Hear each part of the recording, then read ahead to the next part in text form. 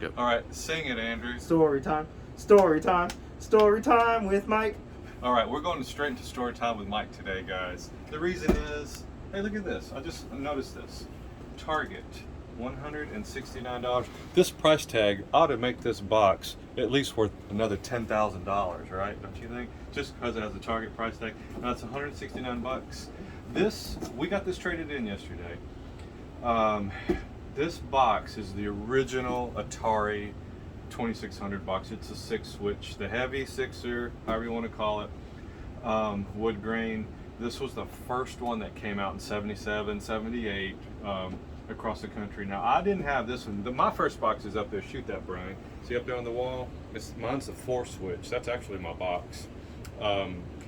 And because I didn't get mine until about 80 or 81, so they went to the 4-switch. My best friend had this 6-switcher. But I rarely see this 6-switch box. I see the 4-switch every now and then. So we're getting this packed up today. Look how good this system is. I mean, that thing is, I think this is the best looking 6-switcher I've ever seen. And it did come in with this Space Invaders, which, quick story time with Mike. Now this was my first console. If you're my age, this is going to be your first console. Unless you were just, your parents hated you or something, or didn't think you should play games. But back then gaming was different. So it didn't take off too quick, because I'll be honest with you, I never heard, and even I asked my dad, I said, Dad, did you hear of an Atari in the 70s? He says, no, I didn't hear about it till 1980, right? And this had been out for a couple of years, and probably the reason why, we lived in a small town, but the reason why is this thing did not get popular until this game came out, because this was the most popular arcade game at the time with Space Invaders.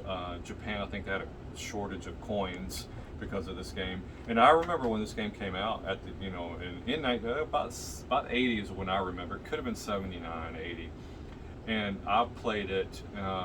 And so when this came out on the Atari, then everybody had to have the Atari because it was a way to play this game at home. So this game, and it's pretty cool that this game got traded in with it, because it is what not only saved Atari to me, but it created home console gaming. What would have happened if this game didn't come out? I think the Atari probably would have just kind of died off slowly. Would a Nintendo had happened? I don't know. When gaming might have, I don't know if gaming would have just been a fad or not. Who knows what would have happened? But if this game right here, for the 2600, created to me home console gaming. But saying that, when I did not even, like I said before, I did not even know the Atari existed. One day my dad said, we went to Kmart, all right, this was in 80, 81, and I didn't ask for the Atari. I didn't really know about it or anything, but when we went to Kmart, it was $139. I do remember that, because it had been out for 2-3 years by then. And this is what's funny. I just saw this was 169. So this was about a 78 model. So it was a little bit pricier. That's so cool. That Target is in such good shape. That little Target sticker. I love that. So, but ours was $139, and we bought Pele Soccer with it. I don't know why we bought soccer. Neither one of me or my dad played soccer or liked soccer. Who knows, maybe it was a cheap game at this time, but we had a lot of fun playing it. And of course it came with combat. And then I saved up some money, and when this one came out, maybe about the end of that year, this was the first game I ever bought, like myself. And I think it was $29, and my God, this was the first platformer ever, right? It was the first side-scroller platformer ever. It was Pitfall.